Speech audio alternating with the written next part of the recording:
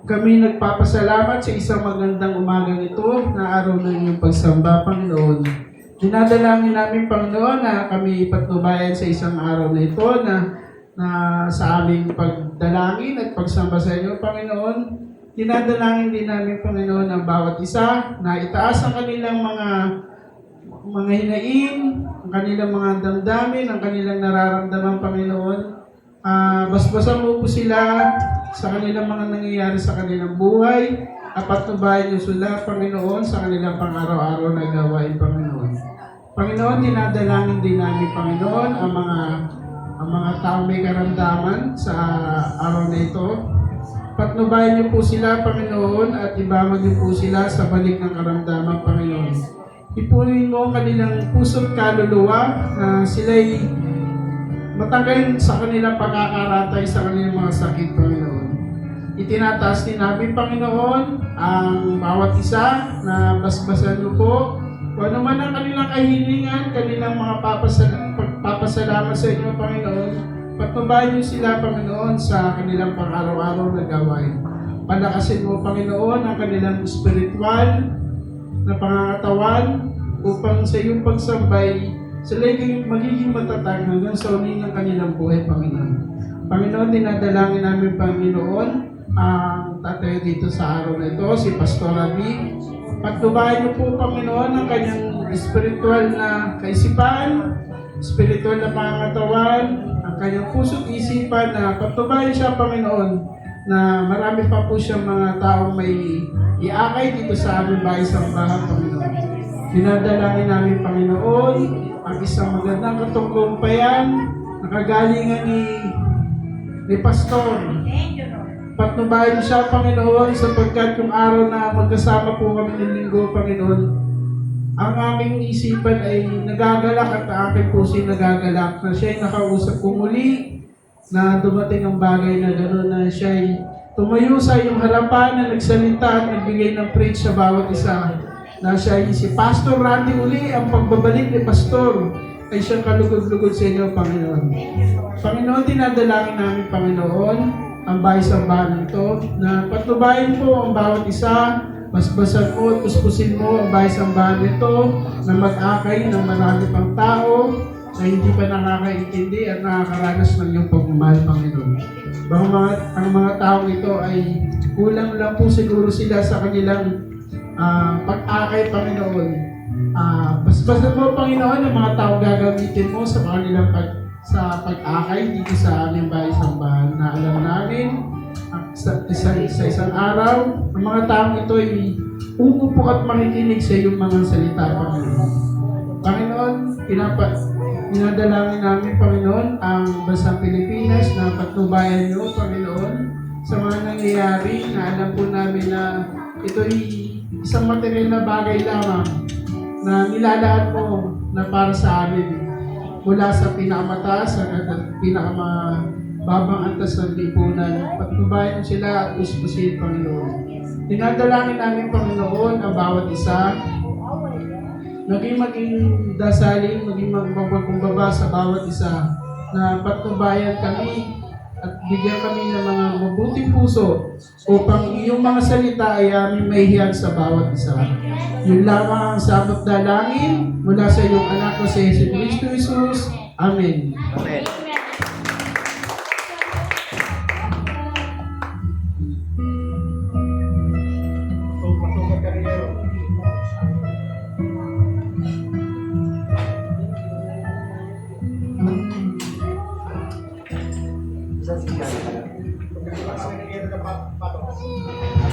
Praise God. Mapagpalang araw po sa ating lahat. Amen po ba? Amen. Palakpakan po natin ang ating Diyos na buhay. Salamat sa Panginoon sa privilege na nandito tayo muli. Salamat sa prayer ng bawat isa kung saan ay muli tayong nagkasama-sama kasi bukod dun sa ating pong fellowship, hindi naman po lahat nakasama sa Laguna. Tama ba? Diyan sila Sister Dina, kinakasama. Sino pa ba hindi nakasama? Yun lang naman yata. Si Giselle. Hindi nakasama si Giselle. Opo, yung kapatiran natin dito, hindi sila nakasama. So yun, salamat po dahil andito tayo muli upang palakasin, patatagin ang ating spiritual na kaugnayan sa Diyos. Ito po yung dahilan kung bakit tayo nandito pa upang maranasan natin ang katotohanan na ang Diyos natin ay buhay. Amen po? Ang Diyos natin ay pinagmumulan ng ating pag-asa. Ang Diyos natin pinagmumulan ng kagalingan sa anumang mga sakit at karamdaman. Pinanggagalingan din po ng lahat ng ating pangangailangan. Kahit kailan, hindi nagkulang ang ating Panginoon. Tama po ba mga kapatid? Amen. Nararanasan mo ba ang kaniyang provision? Amen. Yes, amen. Ang Lord ay kahit kailan po bago ka masaid, bago ka lubusang mawalan, andun na ang kaniyang pagpo-provide. So, salamat din po muli sa panalangin ninyo, sa katagumpayan ng lahat ng pinagdadaanan natin sa araw-araw. Nagtatagumpay tayo sa bawat challenge dahil may nagagawa po ang ating panalangin sa isa't isa. Kaya huwag pong kalimutan ang ating mga prayer partner. Paalalahanan po natin na kapatid, tayong dalawa ang mag-partner sa prayer. Ito ang aking panalangin. Nagagawa pa ba? O hindi na? Nakakalimutan na ba kung sino yung ating mga prayer partner? Naalala pa? Okay, thank you Lord. Salamat naman at may nakakaalala pa kung sino-sino yung mga kapartner ninyo sa panalangin. So ngayon po, meron din tayo mga kapatiran na nangangailangan ng continuous prayer, dire-diretsong panalangin, tuloy-tuloy, wala pong tawag nito, walang pagkapagod, kasi marami po tayong mga kapatiran na mga nanlulupaypay, nangihina, hindi dahil may mga problema sila sa physical na katawan. Ang number one na problema ay ang kaluluwang spirit. Naglalamig, parang nasanay na okay lang, umaten madili, di ba? Yung okay lang na hindi nakakipag-fellowship basta ako nagpe-pray. May mga ganon, di po ba? Basta alam ko na dinidinig ako ng Panginoon, nararanasan ko ang Lord. Alam niyo po, napakahalaga ng fellowship. Napakahalaga ng Sunday service kasi ito po ay nagpapatibay, nagpapalago ng ating pong relasyon una sa Panginoon at ang relasyon natin sa isa't isa bilang tunay na magkapatid kay Kristo. So kung tayo po ay nagpapabaya sa ating spiritual na kaugnayan sa isa't isa, dahil tayo nga po ay Dito? Spiritual family. Very good. Spiritual family. Kung tayo po ay nagpapabaya sa ating part, ay nakakapanghina po yan. Nakakapanghina, nakakapanlupaypay ng ating pong spiritual na buhay na namamalaya na lang po natin na nasasanay na tayo. Na hindi na tayo naaapektuhan, na binabaliwala na natin yung conviction ng Holy Spirit. Kaya salamat kapatid sa panalangin. Magpasalamat tayo sa mga kapatid na nagpe-pray sa atin, sa bawat isa sa atin. Ngayon po, ay kumusta po pala yung sino present dito ng Sunday? Last Sunday. Kasi nung Sunday, nasa tayo eh. Nasa Kabuyaw. Pang-ilan pa tayo nung Sunday? 4. Diba? Third Sunday tayo nandito. Kasi ngayon ay first Sunday na ng June. So yung fourth Sunday ng May ay 5th. Tama? 5th nasa Kabuyaw tayo. So yung pang 4th, sino po present? Okay, ano pong mensahe? Alam ni Brother Gia rin. Ha? Bakit si Brother Gia? Kasi siya yung nagturo. Paano yung mga nakinig? Hello? Anong aral? Ha? Mas malalim? Mas malalim na what? Paglakad. So ano yung aral na meron doon? Kahit isa lang po. Sumunod na may obedience. Ha? Sumunod na may obedience. Oo. Sumunod kayo na may Obedience. obedience. Ano ba kaiba nun, kapatid? Spelling. Follow with obedience. Ang hirap sa Tagalog. Okay. Ano kaya yun? Sumunod na walang reklamo? Pwede? Pwede sa Tagalog? Sumunod ng walang kondisyon? Pwede? Pwede ganun siguro. Ang ibig sabihin. Yun ba yung naging aral? So, sumunod na walang hinihinging kapalit, no? Sumunod tayo, hindi kasi, Lord, susunod ako if. Di ba? Pwedeng ganon. Lord, magsuserve ako if. Di ba? Pwedeng ganon. Pwedeng if, pag tinugon mo yung request ko. Di ba? Lord, susunod ako, mag-uubi ako if ibigay mo yung aking hinihingi. Pwedeng ganon. So, yun yung naging aral. Tama ba mga kapatid? Amen. Ano pa? May ibang pa-share pa? Meron pa ba? Hayaan mong baguhin ni Jesus ang buhay mo. Pwede bang tinanggap mo si Lord pero ayaw mong baguhin ka niya? Pwede? Ha? Pwedeng ganon? Pwedeng lumalaban ka pag meron kang kinukurikan? Pwede! Pwede! Kasi di ba binigyan tayo ng free will?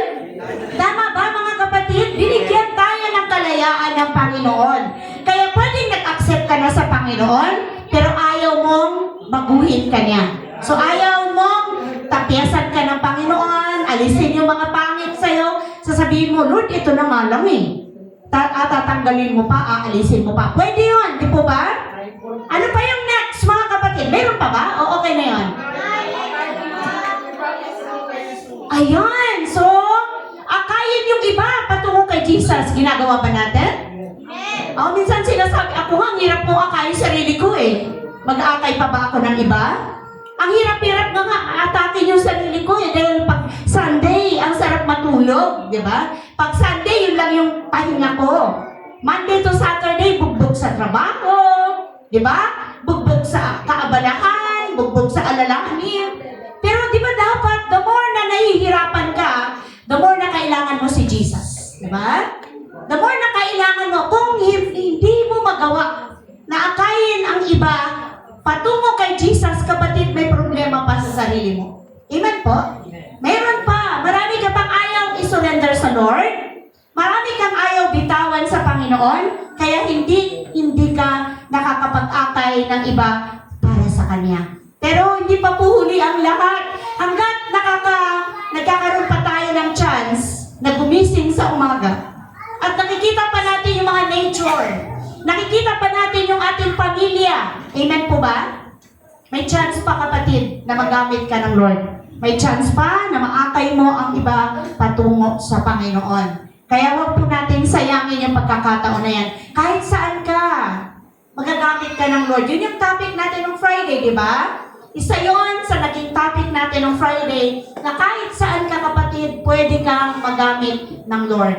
Pwede kang mag-share ng salita ng Panginoon. Pwede mong ibahagi ang love ng Lord, ang grasya ng ating Diyos na buhay. Palakpakan po natin ang ating Panginoon. Hallelujah! Glory to God. So ngayon po, dadako na tayo sa ating word na binigay sa atin ng Panginoon sa aklat ng... Andyan po ba mga kapatid? Sa John chapter 1 verse 17, tayo po tayo. Basahin po natin ng malakas ang salita ng Diyos. Ibinigay ng kautusan sa pamagitan ni Moses, ngunit dumating ang kadaang loob at katotohanan sa pamagitan ni Jesucristo. Amen. Let us pray. Aming Ama na nasa langit, Diyos na makapangyarihan sa lahat, kami po ay nagpapasalamat sa pribilehiyo na mayroon kami ngayon. Thank you, Lord, dahil malaya ka naming nararanasan. Sa simula pa lamang, salamat sa presensya mo. Thank you, Lord, dahil kami ay malayang makapag-aral ng inyong salita at kami naniniwala na meron kang gagawin sa aming kalagitnaan. Lord, pagindapatin mo kami sa inyong banal na harapan. Hayaan mo po nawa na makakilos sa Holy Spirit sa amin, na siyang aming maging guro, siyang magbibigay sa amin ng karunungan, pangunawa, upang ang salita mo, Panginoon, ay hindi lang namin basta mabasa, kundi maintindihan po namin ito, at higit sa lahat, ang bisa at kapangyarihan nito ay amin pong maisakabuhay. Thank you, Lord, sa buhay ng iyong mga anak na narito ngayon. Ang dalangin ko po, katagpuin mo po ang bawat isa, dahil higit mong alam ang kanilang mga pangangailangan, higit mong alam ang kanilang mga kakulangan. Thank you, Holy Spirit. Thank you, Father. Gamitin mo lamang po ako bilang alulod at daluyan ng pagpapalang espiritual na nagmumula sa iyo. Thank you, Lord. Purihin ka, dakilain ka. In Jesus' mighty name, Amen, Amen, at Amen.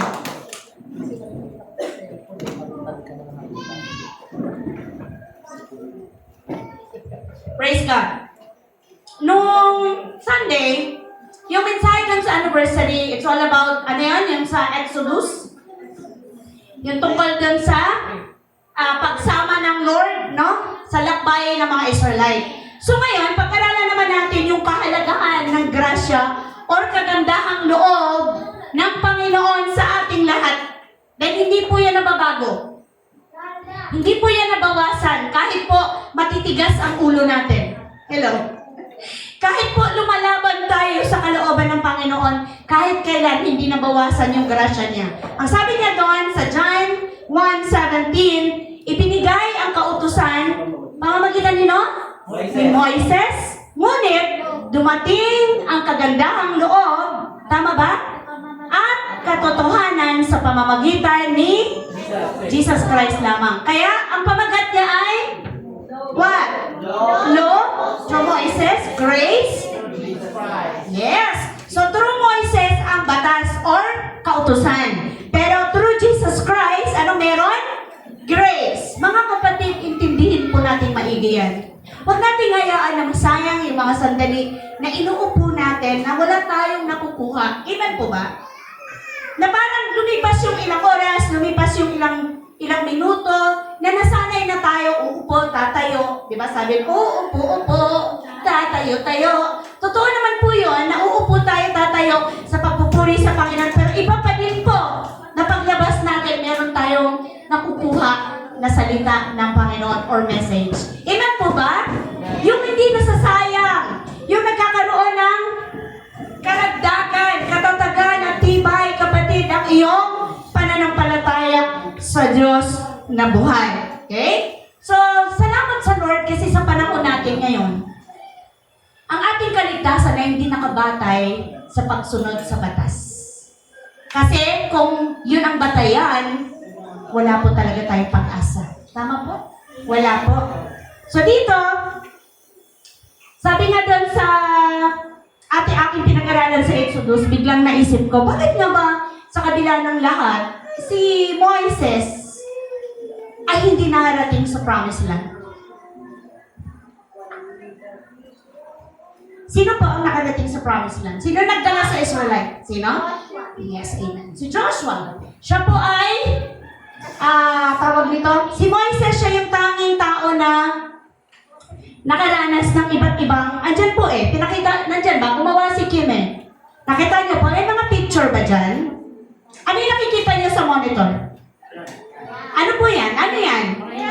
Yan, di ba? Tanging si Moises lang yung nagpakita, ng mga iba't ibang himala sa harapan ng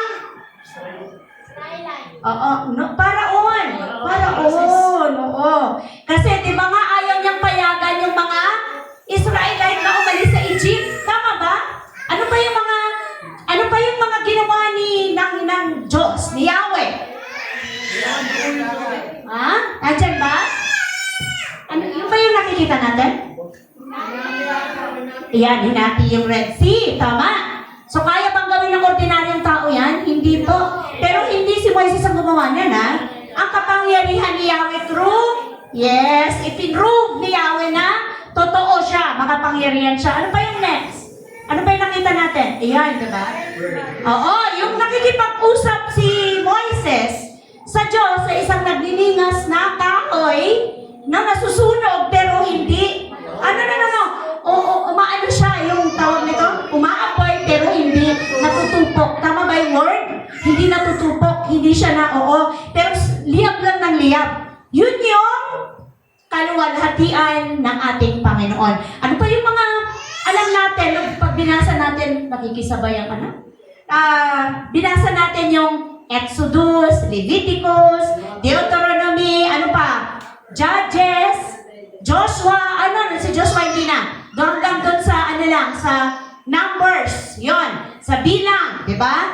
At doon yung pakikipag-usap ni Yahweh kay Moises, hindi siya harapan At tuwirang naririnig yung tinig. Pero never niyang makita yung mukha ng Diyos. Di ba? Sino ba yung nakabasa nun? Sa Exodus. Never niyang makita yung mukha ng Lord. Exodus, hindi ko na ilagay dyan. Pero sabi ni Yahweh, sabi niya kay Moises, ngunit, hindi mo ako maaring makita sa mukha, sapagkat yan namamatay ang sino mang makakakita niyon. So hindi talaga, kumbaga pero naririnig niya yung tinig, di ba? Yung boses, yung makapangyarihang tinig ng Diyos. Sabi niya dito, pagdaan ng aking maningning, Exodus siya, Brother JR, chapter 33, verse 22. Pagdaan ng aking maningning na kaluwalhatian, ipapasok kita sa siwang ng batong ito at tatakpan kita ng aking kamay. Sabi ni Yahweh, pagkalagpas ko, aalisin ko na ang aking kamay at makikita mo ang aking likod, ngunit hindi ang aking mukha. So nakita niyo po, kahit kailan wala pang nakakakita sa mukha ng Diyos. Dahil, sabi ng Lord dito, mamamatay ang sino mang makakakita sa akin. So makikita natin si Yahweh, ang Diyos face to face, pag nandun na tayo. Pag oras na natin, mga kapatid. Okay, balik tayo sa topic. Sa tingin nyo kaya, bakit hindi, sa kabila ng lahat ng pinagdaanan ni Moises, bakit hindi siya nakarating or nakapasok sa promised land? Anong sabi niya ba doon? Meron ba tayo dyan, kapatid? Nilagay ko ba? Deuteronomy 32? Meron ba? Anong sabi? Matatanaw mo ang lupain ibibigay ko sa bayang Israel, ngunit hindi ito maaring, hindi mo ito mararating. Next, meron pa. Diyan din.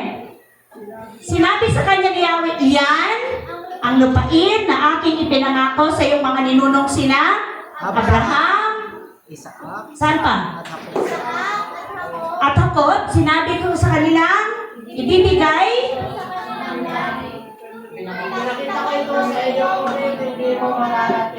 hindi mo mararating. Kita niyo po, ipinakita lang. Natanaw lang ni Moises. Pero hindi kailanman siya nakarating doon hanggang namatay siya. Namatay siya ng 120 years old. Kinuha po siya. Namatay siya. Kinuha siya ni Yahweh, sabi sa Bible. Namatay pa din siya. Kinuha siya. Kaya sabi niya dito, kasi sabi dito, pagkamatay ni Moises, ang humalilis sa kanya, sino? Binanggit na kanina. Aaron. Ang Joshua. Si Joshua. Si Joshua. Ayan.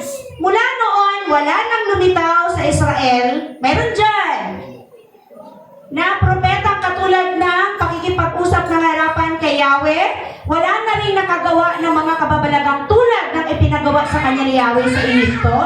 Sa harapan ng paraon at mga lingkod nito. Meron ba dyan? 12? Meron ba? Walang ibang nakagawa. Walang ibang nakagawa ng makapangyarihan at pambihirang mga gawa tulad ng ginawa ni Moises sa harapan ng bayang Israel. Sa kabila ng lahat ng yan, hindi siya nakapasok sa lupang pangako. Bakit po?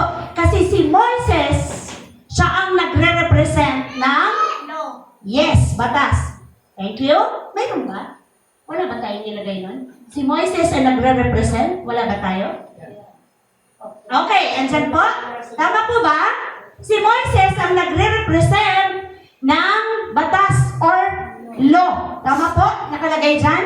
At siya po ay, ano nakalagay pang iba? Siya ay katuparan ng propesiya. Siya po yun. At yung lupang pangako o promised land sa panahon natin nagre-represent sa bagong langit, buhay na walang hanggan. So bakit si Joshua yung sumunod kay Moises? Why? Ang sabi dito, si Joshua ay nagre-represent kay Jesus. Nakita niyo po? At saka po ano? Ano? Ang Hebrew name ni Joshua. Yes, sasabihin ko din po. Yung Hebrew name ng Joshua ay Yeshua. Tama? Meaning, Jesus. Diba? Alam niyo na po ba ito o review lang to o yung iba hindi pa? Ayan, may iling si MJ. So praise God. Hindi po nagkataon yung mensahe ng Panginoon. Kailangan ninyo itong maintindihan. Kasi minsan nagko-question, bakit grabe na yung ginawa ni Moises tapos pagdating doon, natanaw niya lang, hindi siya nakarating sa promised land, di ba? Kasi siya yung nagre-represent ng law, batas, at siya yung katuparan ng propesiya. Amen po ba mga kapatid? So naintindihan niyo na si Joshua yung umalili, no? Si Joshua yung umalili kay Moises Kasi si Joshua ang nagre-represent kay Jesus. Okay? So siya ang nagre-represent sa ating Panginoong Diyos. Siya lamang. So, ngayon, iikot tayo dun sa pag-aaral kung gaano kahalaga yung grace mula sa ating Panginoon. Dahil ang sabi doon, sabi niya doon, law through Moses, grace through Christ Jesus o Jesus Christ. So nakita natin kung nakabatay yung ating kaligtasan sa law, wala tayong pag-asa. Kaya sabi diyan sa number 1, meron ba? Number 1, ang kaligtasan ay hindi batay sa pagsunod sa kautusan. Bakit? Dahil ni isa sa atin walang nakakatupad. Even yung kapanahunan, yes. Old Testament, wala. Wala, bagsak. Kahit masunod mo yung 9, bagsak ka sa isa, baliwala. Okay? Maging si Jesus, siya mismo nagsabi nun. Sa John, nandyan po ba mga kapatid sa aklat ng 1? John chapter 7, verse 19. Anong sabi? Hindi ba ibinigay sa inyo ni Moises ang kautusan?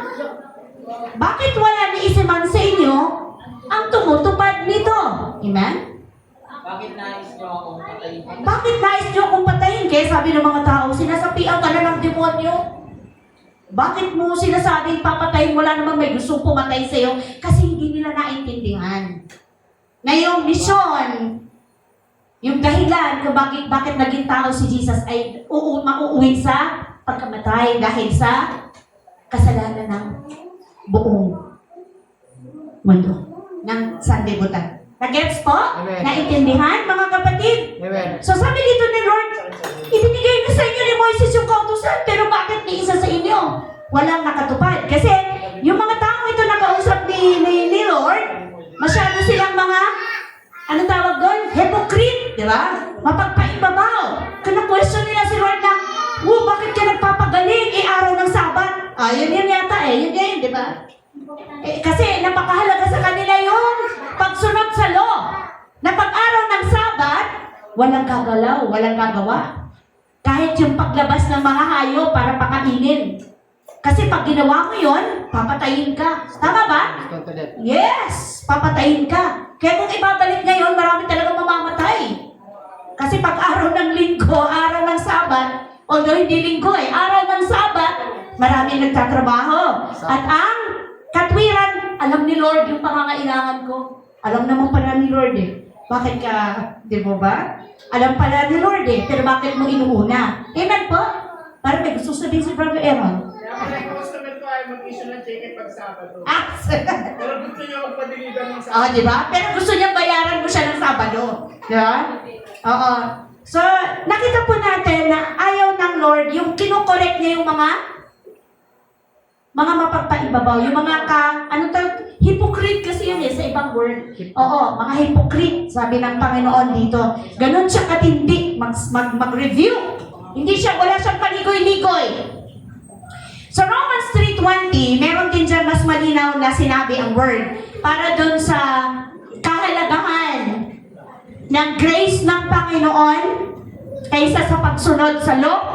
Andyan po ba? Romans chapter 3, verse 20. Ano pong sabi? Walang taong mapapawalan sala sa paningin ng Diyos. Tama ba? Sa paningin ng Diyos, sa pamamagitan ng pagsunod sa kautusan, sapagkat ang ginawa ng kautusan ay ipaalam sa tao na siya'y nagkasala. Okay. So walang taong pwedeng mapawalang sala sa harapan o paningin ng Diyos dahil sa pagsunod sa kautusan. Kaya pag sinabi mong, sabi ng Bible, magaling lang sila sa ganon. Pero sa totoo lang, mas nangingibabaw yung panghuhusga. Tama po ba? Mas nangingibabaw yung paghahanap ng mali ng tao kaysa sa pagkilala kung gaano kalalim ang grasya, ang habag ng Diyos. Kasi hindi pa talaga nila alam kung ano talaga ang tunay na kahulugan ng kagandahang loob ng ating Diyos na buhay. Amen po? So nakita natin mga kapatid ko sa pananampalataya yung kahalagahan ng grasya ng Panginoon. So sabi diyan sa Sa next verse, meron ba? Romans 4. Ano po? 13 verse? Ipinangako ng Diyos kay Abraham at sa kanya magiging lahi na mamanahin nila ang buong mundo. Hindi dahil sa pagsunod niya sa kautusan, kundi dahil siya itinuring na righteous siya sa pamamagitan ng kanyang faith. Tama po? Kaya yung may mga tanong, paano yung mga namatay? Na wala pa si Jesus. Naligtas sila dahil sa faith. Pananampalataya sa Diyos. Hindi dahil sa pagsunod sa kautusan dahil wala talagang nakasunod doon sa 10 utos. Wala. So, ito si Abraham, siya na yung pinaka-example, modelo ng matinding pananampalataya sa Diyos. So sabi dyan, itinuring siyang matuwid dahil sa kanyang pananampalataya. Kaya sabi ng Lord, ipinamana o ipinangako ng Diyos kay Abraham na kanyang magiging lahi, ang mamanahin nila ang buong mundo, hindi dahil sa pagsunod sa kautusan, kundi dahil siya itinuring na matuwid sa pamamagitan ng kanyang pananampalataya sa Diyos. Verse 14, kung ang pangako ay ipinagkaloob lamang sa mga sumusunod sa kautusan, walang saysay. Nakita niyo po?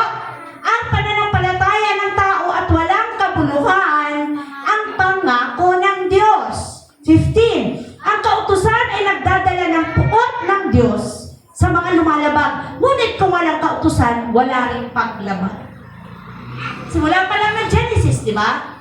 Maaring yung kainin ng lahat, wag lang yun, di ba? Di ba patas na yun? Umpisa na yun eh. Doon na nag-start ang paglabag. Amen, mga kapatid. Amen. Pero dito, nakikita natin yung pinag-aaralan natin sa Exodus, which is ibinigay ni Yahweh sa mga Israelite ang 10 Commandments, na kung titingnan natin ngayon sa ating generation o sa kapanahunan, meron pa rin nakabatay doon ang pagsunod o faith sa Diyos. Nagigets nyo? Di ba? Marami pa rin tayo nakakausap. Kumusta pag dumating ang time na kunin ka na ng Panginoon? Paano ka nakakatiyak? Basta gumawa lang ako ng mabuti. Basta hindi ako nanlalamang sa kapwa. Alam ko, sa Diyos ang punta ko. Di ba? Marami pang ganun.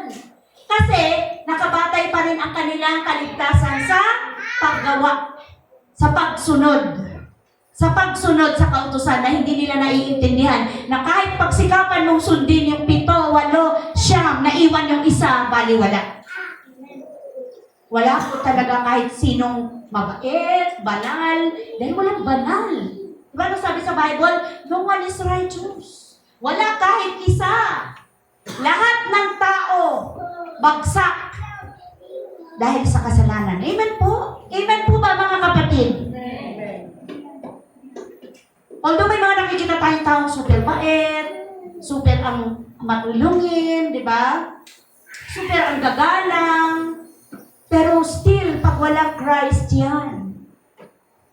Di ba? Still, pag walang koneksyon, walang relasyon sa Panginoon, wala pa rin katiyakan ng kaligtasan. Okay? So, malinaw po ang sabi diyan sa ating binasa na hindi po batay sa kautusan ang kaligtasan ng lahat. So tayo, mga kapatid sa pananampalataya, hindi nakabatay sa pagsunod sa kautusan ng ating kaligtasan. Amen po? Ito'y nakabatay dahil sa kagandahang loob ng Diyos. Pangalawa, ang kapatawaran, meron pa ba? Tama na ba ako? Or, nabasa ko na yung verse na iba, baka meron. Okay na po? Na ano ka na? Okay, number 2, anong sabi? Ang kapatawaran ng kasalanan ay kay Jesus lang. Yes. Kasi marami nagsasabi na walang nagagawa si Jesus para patawarin ang kasalanan mo. Kasi may mga kinuquote silang verse.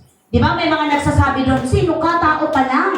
Di ba? Sabi doon sa Matthew, anong meron ka?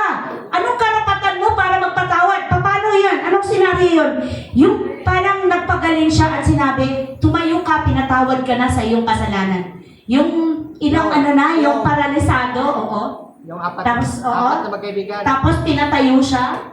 Ang sabi niya doon, at ang sabi ng mga tao, sino ka? Anong karapatan mo para magpatawad ng kasalanan ng tao? Diyos lang ang nagpapatawad. Kasi hindi nila naiintindihan at nauunawaan kung sino si Jesus. Dahil ang tingin nila kay Jesus, ordinaryong tao, anak ng karpentero. Tama po ba? Oo, anak ng karpentero, anak ni Jose at ni Maria. Di nila nakita na siya ay makapangyarihang anak ng kataas-taasang Diyos. At yun po yung sabi sa Romans, or no, Acts, Gawa, chapter, ano yan kapatid sa monitor? 13 verse 38 to 39. Ang sabi dyan sa monitor natin, Dapat ninyong malaman, mga kapatid, oo, na sa pamagitan ni Jesus ay pinangalan sa inyo ang kapatawaran ng kasalanan.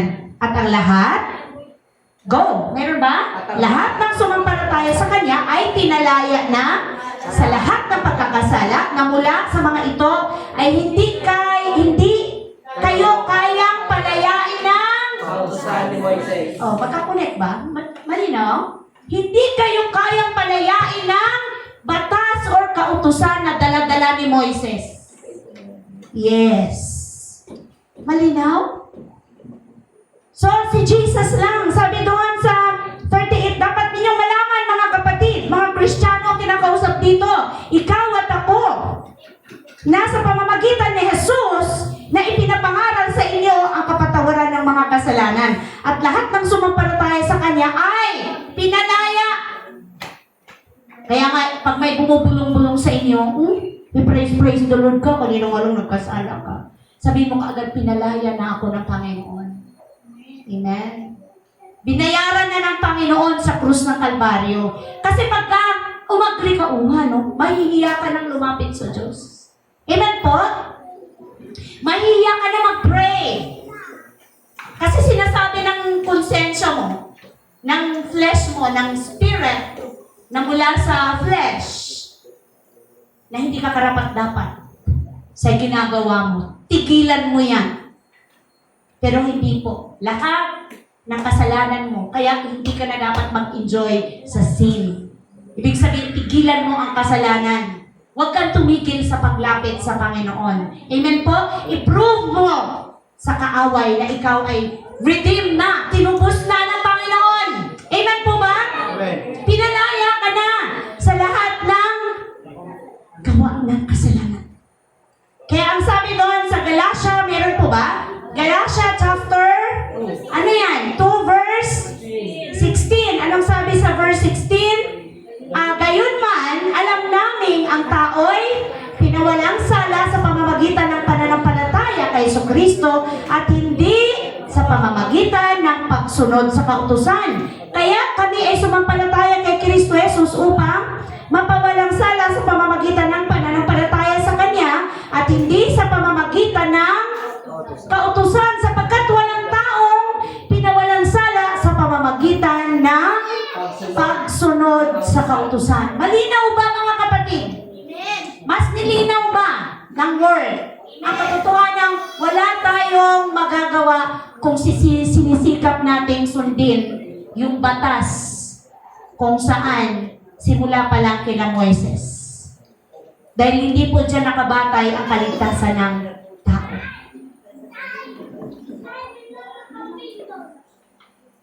Sabi doon, law through Moises, but grace, sabi doon, grace ba? Through Jesus Christ.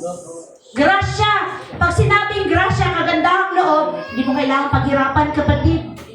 Oo, libre. Hindi mo kailangan pagsikapang gawin yan para lang ma-save, para lang makamtan. Kasi may gumawa na yan. Meron nang tumapos niyan ang Panginoong Jesus. Kaya ang sabi niyan sa pangatlo na nakuha nating aral doon sa verse na itinuro sa atin ng Panginoon, sabi niyan, Pinawalang sa ang tipan sa pagsunod ni Jesus. pag-aralan ko to, sabi mo, Lord, may nabasa ako sa Bible. Akala niyo ba naparito ako para ipawalang visa ang kautusan? Hindi. Naparito ako upang tuparin iyon. Amen po? So, pinawalang visa, na walang visa yung lumang tipan sa pagtupad ni Christ.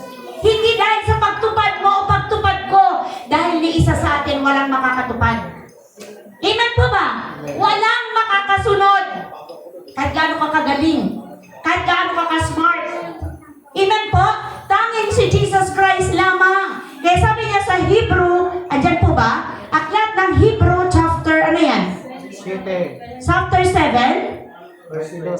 Ha? Verse 22. Dahil sa pagkakaibang ito, tama? Si Jesus ang siyang katiyakan ng mas mabuting tipan. Tingnan niyo po. Unawain yung maigi. Dahil sa pagkakaibang ito, si Jesus ang siyang katiyakan ng mas mabuting tipan. Next verse. Bukod dito, kailangan noon ang maraming pare dahil mamamatay sila at hindi nakakapagpatuloy sa panunungkulan. Totoo yun, di ba? Kasi tao lang eh. Ang next verse, ngunit si Jesus ay buhay magpakailanman, kaya't walang katapusan ang kanyang Andyan po ba? What? Walang katapusan ng kanyang nakakasunod? Pagkapari. Ano nangyayari? Hindi pa mabasa? Sa 25, dahil dito, lubusan niyang what? Maililigtas ang lahat ng lumalapit sa Diyos sa pamamagitan niya sapagkat siya'y nabubuhay magpakailanman upang mamagitan para sa kanila. Nakita niyo na po? Yung unang panahon, hindi lahat ng tao pwedeng lumapit sa Diyos. Kailangan may representative, which is yung high priest. Okay? Di po ba kaya nga pag may pumasok sa place of holy, may mga tali silang, di ba? Kaya at saka bell. Oo, bell. Kasi yung pumapasok na high priest kung may dalang sin, ano mangyayari? Mamamatay. Kaya itong lugar na to, holy to. Hello, kapatid. Kaya kung ikaw ang sasampa dito na may kasalanan, mag-repent ka muna. Kasi maaaring hindi ka mamatay physically, pero unti-unti namamatay yung lalim mo, ang init mo sa Panginoon, at nasasanay ka sa kasalanan ay okay lang. Okay lang. Pagdating ng linggo, tutugtog ka, kakanta ka, magda-drums ka, ano pa ba? Magpipreach ka, mag-share ka. Monday to Saturday, babalik ka sa kasalanan. Nilo. Old Testament, kapatid, hindi pwede yun. Pag ikaw ang representative at pumasok ka sa place of holy, mamamatay ka pag may kasalanan ka, bagsak ka kaagad. Hindi ka pa man siguro makakapagsabing, Heavenly Father, bagsak ka. Ganon katindi ang Diyos noon. Sipin niyo kung gaano tayo biniyayaan ngayon ng kalayaan, pero naaabuso. Hello? Naaabuso. Hindi nabibigyan ng halaga ang grasya ng Diyos. Yung pinagtubos sa iyo ng Panginoon. Kung gaano yan kahalaga, kapatid, buhay, dugo. Amen? Na kahit sino man, kahit gaano ka kamahal, hindi niya kayang gawin para sa iyo.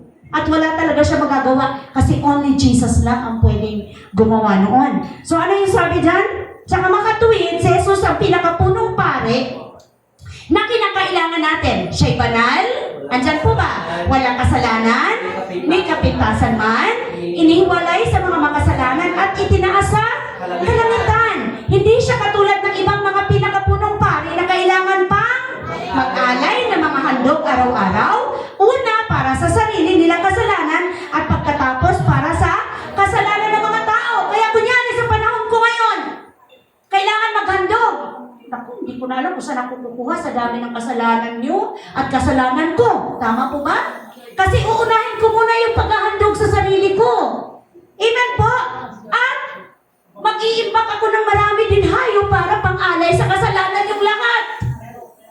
Mga kapatid, isipin nyo, wala na yatang matitirang mga kahayupan.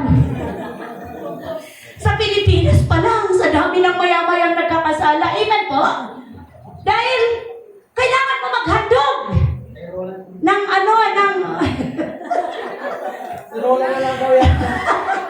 nang natatangi. Ano kaya yung mag-aalaga ka nang ititabi kasi Lord, magkakasala na naman ako. Sipin niyo mga kapatid, kailangan araw-araw mag-alay ka ng hayop para sa iyong kasalanan. Maghandog. Ang kautusan, okay, asan ako?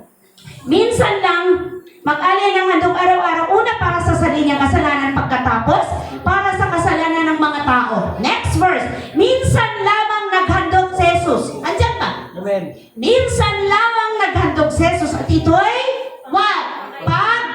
Pangmagpakailanman ang inandog niya ang kanyang sarili. 28. Ang kautusan ay nagtalaga ng mga punong pare na may mga kahinaan. Kita nyo? Ngunit ang pangako ng Diyos na may panunumpa na na dumating pagkatapos ng kautusan ay humirang sa anak ng walang kapintasan magpakailanman. Sino yon? Jesus.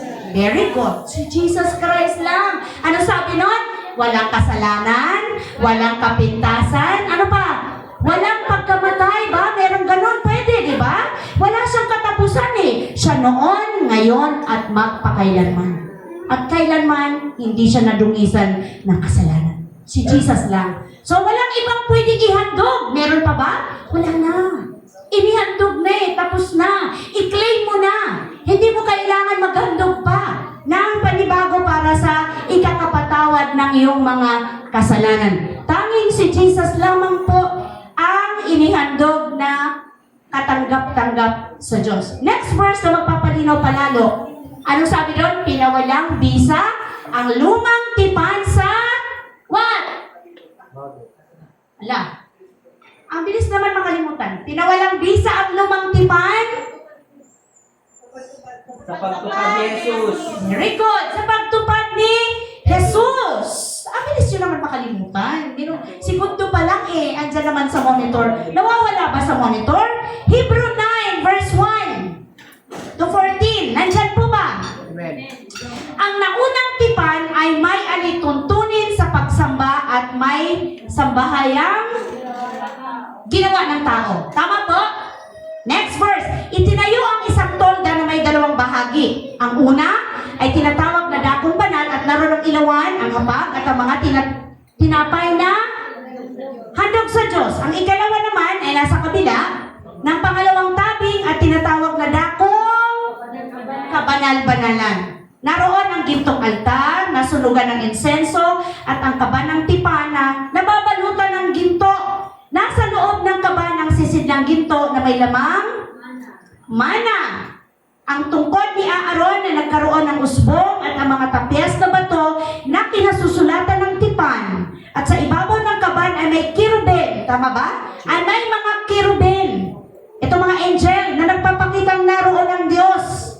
So, nalililima ng mga pakpak ng mga kirubin ang luklukan ng awa, ngunit hindi ngayon ang panahon para ipaliwanag isa-isa ang lahat ng ito. Sabi dito sa Hebrew 6, ganon ang pagkakaayos Sa loob.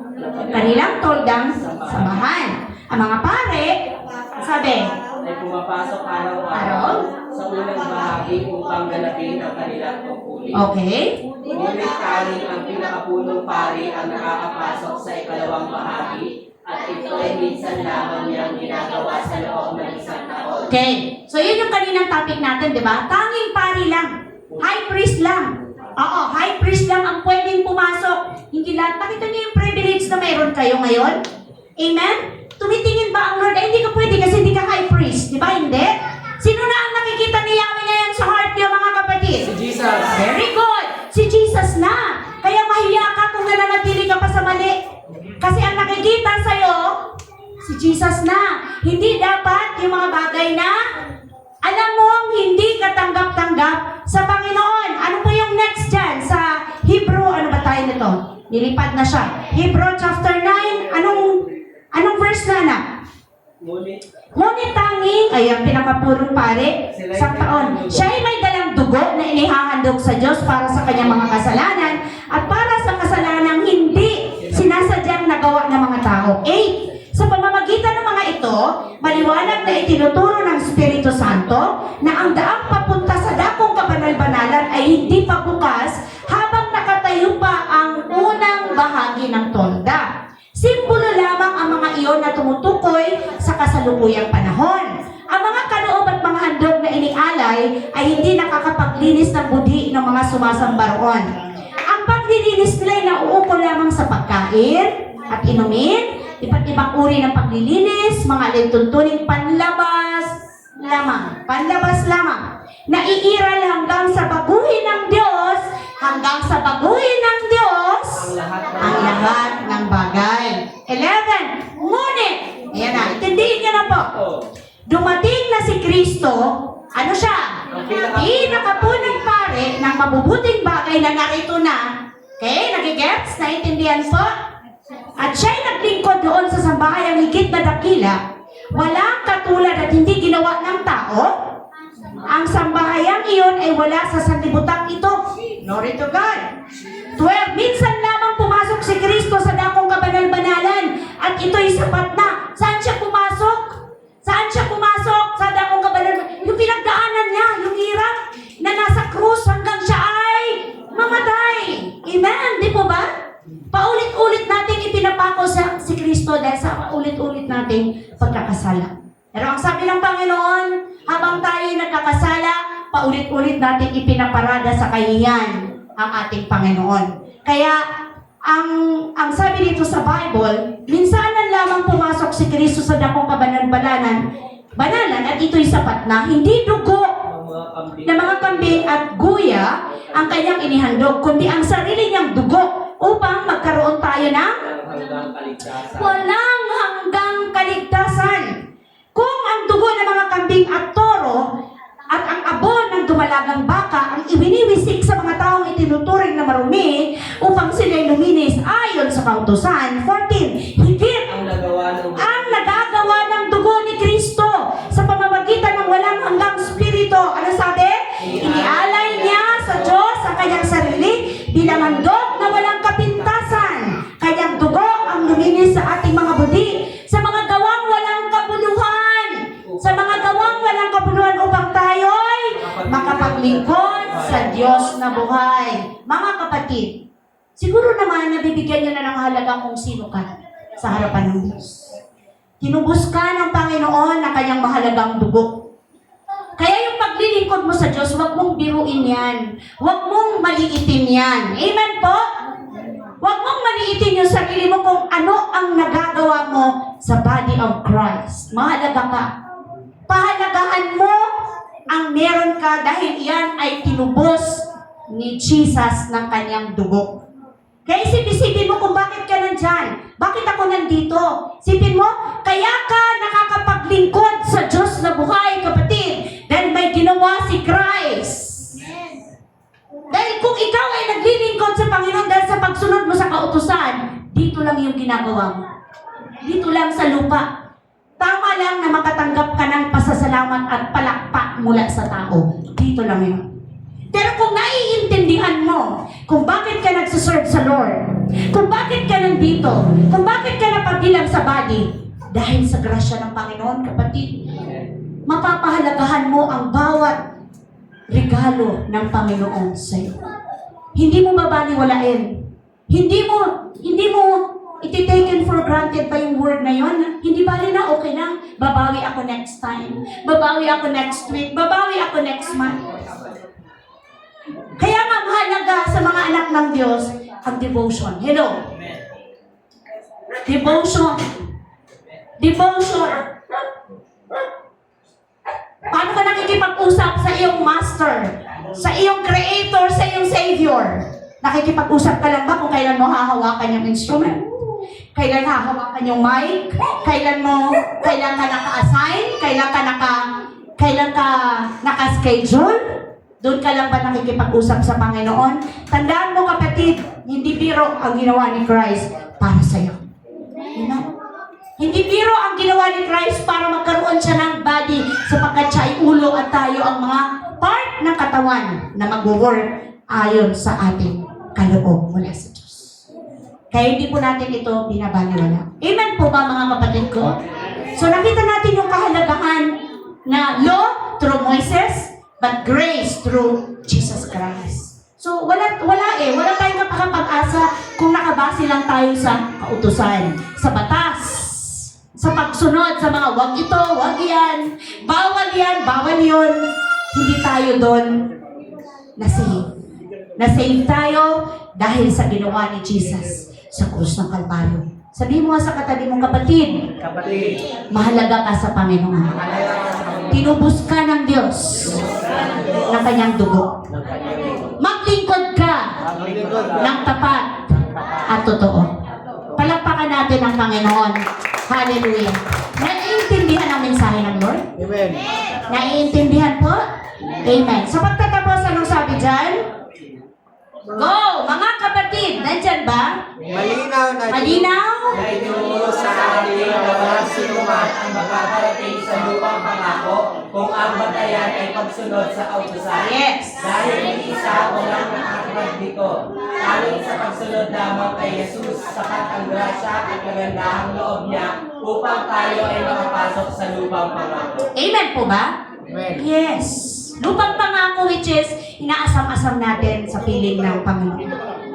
So walang makakarating talaga sa promised land kung ang babasehan mo ay law o kautusan dahil ni isa sa atin walang makakatupad dito. Pero salamat dahil sa grasya ng Lord makakarating tayo sa promised land or lupang pangako. So challenge sa Hebrew chapter 7 verse 19. Anong sabi dyan? Sapagkat walang sino mang iniganap sa pamagitan ng kautusan ni Moses, higit na mabuti ang bagong pag-asa na tinanggap natin ngayon, sapagkat pamagitan nito ay makakalapit tayo sa Diyos. Yung dami natin, parang almost 30, pero ang nagbasa wala pang 10. Go church! Sapagkat walang sino mang iniganap sa pamamagitan ng kautusan ni Moses, higit na mabuti ang bagong pag-asa na tinanggap natin ngayon, sapagkat sa pamamagitan nito ay nakakalapit na tayo sa Diyos. Amen! Nakakalapit tayo sa Diyos sa tinanggap natin ngayon na pag-asa, higit na bago yung pag-asa na mayroon sa atin through Jesus Christ. Amen po? Amen po? Amen. Walang sino man naging ganap sa pamamagitan ng pagsunod ng batas sa batas ni Moises. Pero dahil kay Jesus Christ, tayo po ay meron ng bagong pag-asa. Palakpakan natin ang Panginoon. Glory to God. Hallelujah. So bago tayo tumako sa prayer, meron po tayong communion kasi ito ay first Sunday of the month. Tama po mga kapatid? Praise God.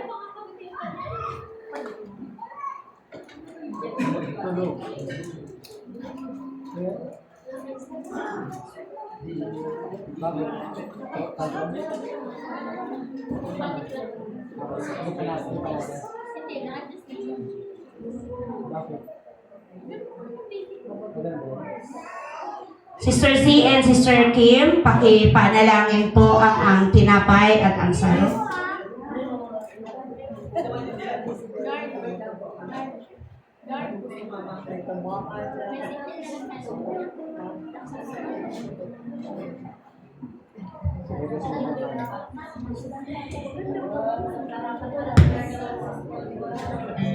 Una ang tinapay.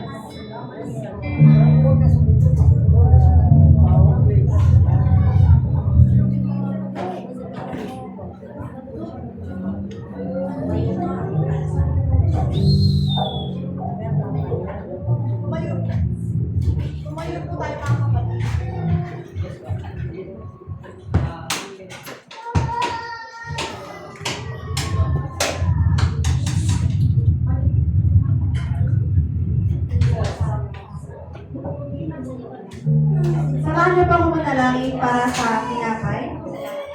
Aming dakilang Diyos na makapangyarihan sa lahat, sa pangalan po ng iyong anak si Jesus.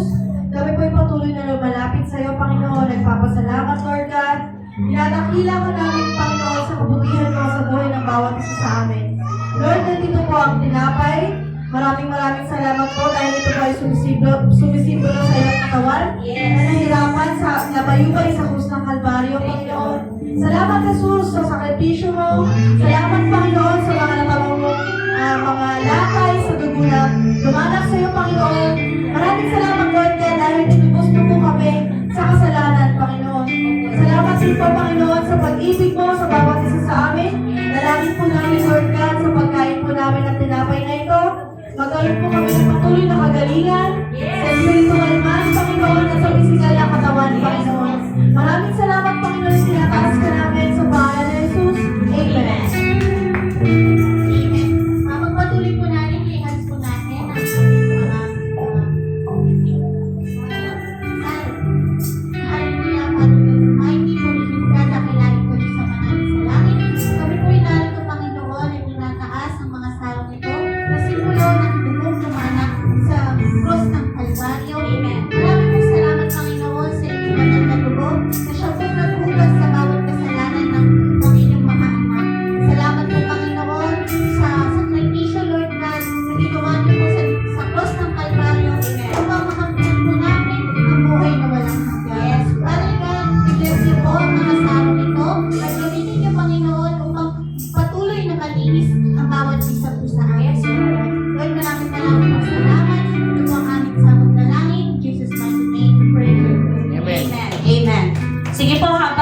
ibinabahagi ang saro at tinapay.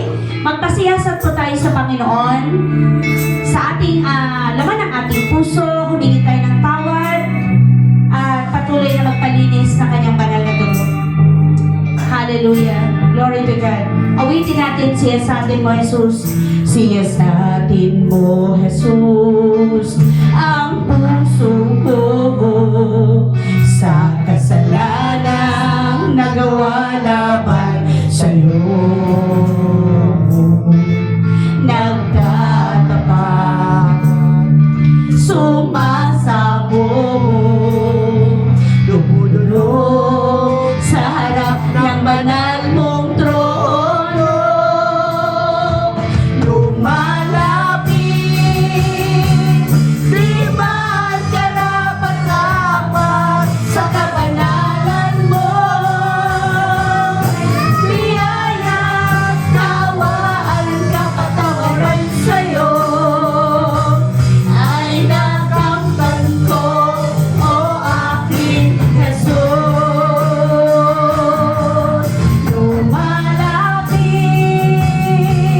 di man karapat-dapat sa kabanalan mo. Biyaya, kawaan, kapatawaran sa'yo ay nakamtan ko, o aking Jesus. Nakamtan ko, o aking Jesus. Itaas po natin ang tinapay sapagkat ito ang turo na tinanggap ko mula sa Panginoon at ibinibigay ko naman sa inyo. Nung gabing siya ay ipinagkanulo, ang Panginoong Jesus ay dumampot ng tinapay, nagpasalamat at pinagtira-piraso iyon. At sinabi, ito ang aking katawan na inihandog para sa inyo. Suminin niyo ito bilang pag-alaala sa akin. So tinapay po, literal na tinapay pero sumisimbolo sa katawan ni Jesus. So dahil kanina nag-pray na tayo, ito po ang pili natin na dahil sa ginawa ni Jesus sa krus ng Kalbaryo, tayo po ay nagkaroon ng tibay, matatag na relasyon sa Panginoon dahil sa kanyang katawan. Kanin po natin ang tinapay. Thank you, Lord.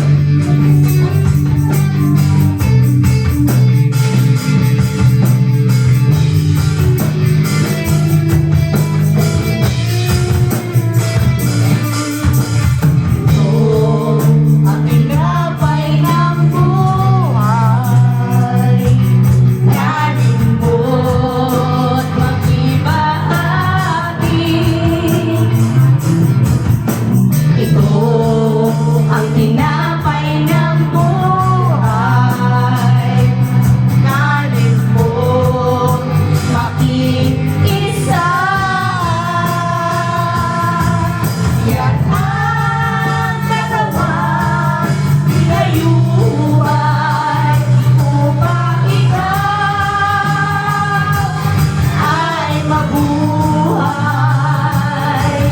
Yan ang katawan na bira upang iyong kamdan ang buhay na walang hanggan. Itaas po natin ang saro. Matapos maghapunan, dumampot din siya ng kopa at sinabi, ang kopang ito, ang bagong tipan na pinagtibay ng aking dugo.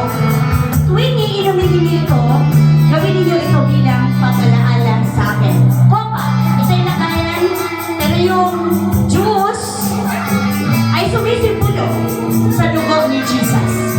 Dahil sa dugo ni Jesus, ang lahat ng ating karamihan ay malinis na sa harapan ng ating Amang sa langit.